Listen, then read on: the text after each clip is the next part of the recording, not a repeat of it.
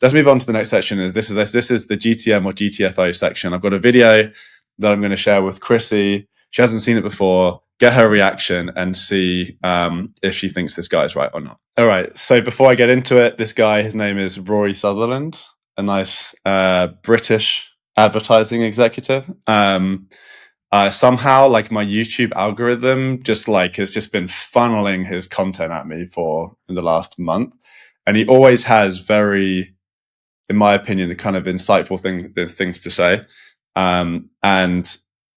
But I want to get your take on this particular part. So I'm going to play like the first, I think, like 30 seconds, and then ask you a question.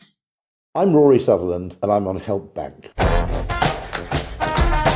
And I'm going to answer a series of questions. The first one is, what is the biggest marketing lie? The biggest marketing lie is that marketing is a cost. Once you frame marketing as a cost, you've got the wrong mindset. Marketing is a way of avoiding opportunity cost. It's completely wrong to frame it that way. The second biggest lie is that you should only do marketing when it's completely measurable or accountable or quantifiable, because that's simply setting the bar too high, and a lot of very valuable things you can do to distinguish yourself are rendered impossible by that rule. Don't follow that rule. Measure what you can, but don't demand that you measure everything. That's simply a limitation. All right. So there's two parts to that. There's like the marketing shouldn't be seen as a cost, but then the bit that I really wanted to get your take on was you shouldn't measure everything. But so what do you think? GTM or GTFO? You can talk about it first before you decide. It's one side note. Why is he holding on to his face like this the whole time?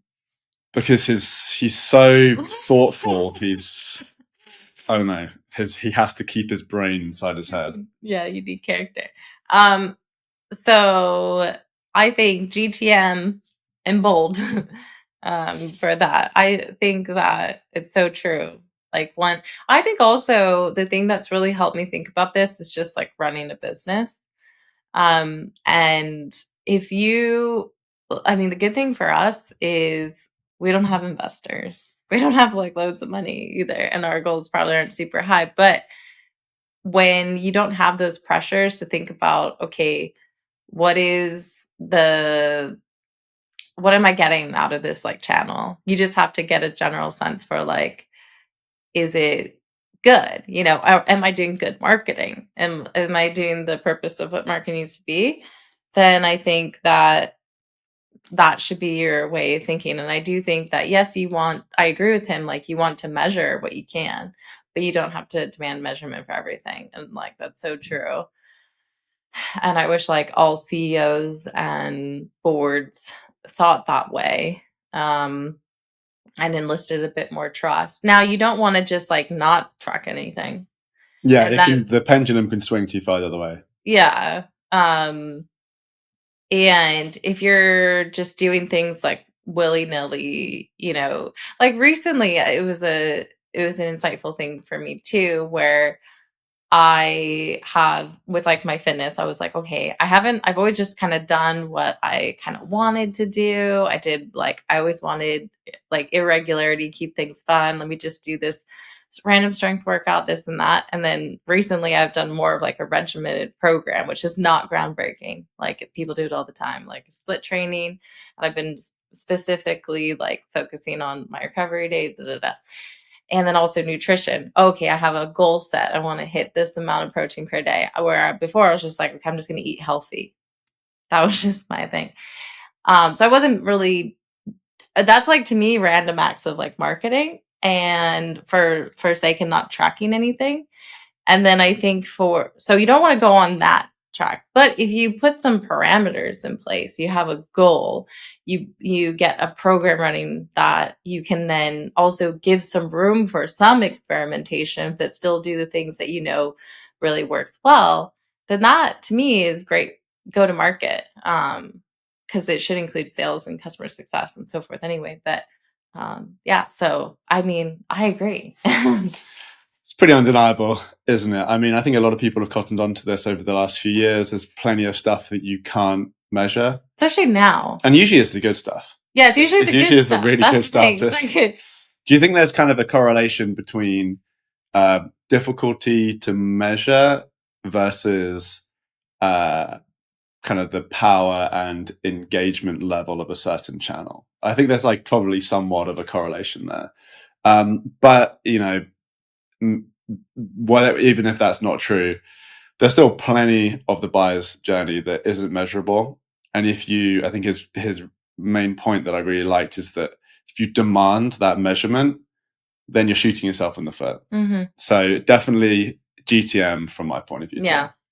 And I think they're like what we're usually measuring, especially from a funnel attribution standpoint, which I guess kind of relates to the last segment, is more around like where are you capturing that demand? Where is it showing up? And then you're sending it over to sales. But there's a lot of activities that go into creating demand.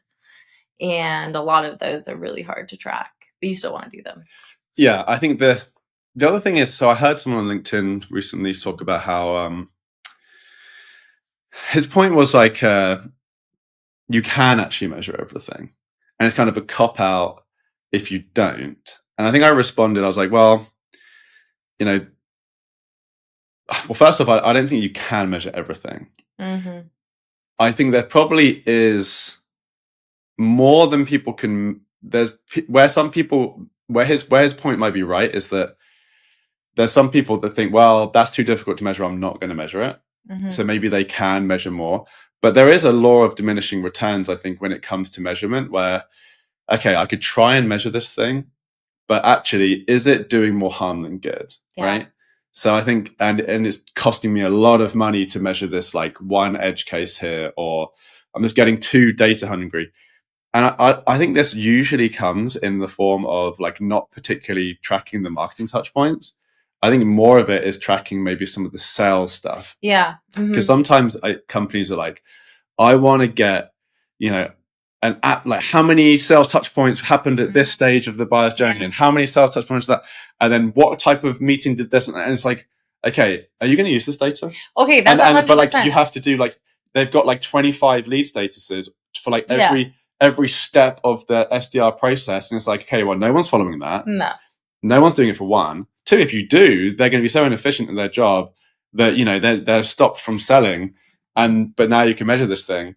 So I think that there's definitely some areas where you need to think, but one, is this worth it? Yeah. Right? Is this actually worth to measure? And I think there's a lot of cases. I think anecdotally too, we've like moved with persistence from the client requesting it. We've done some of that tracking, and the more granular, like you'd be surprised, and that doesn't get used. Never use it. Yeah, we always check in. Oh, how was that? Like, and then you go back to that dashboard. It's like hasn't been refreshed since 2001. Yeah, 300 days, and you're like, but you wanted that granularity, and you really pushed for it. So I think we need to think about data as being something that will actually be used as well, and not just the sake of like more and more data. Because honestly, the more and more data you provide your team, the more confusing. Yeah, it's like overwhelming, confusing, and data for data's sake never works. Yeah. But one thing I will say on the measurement side is you want to marry someone who understands how the data and measurement is being done.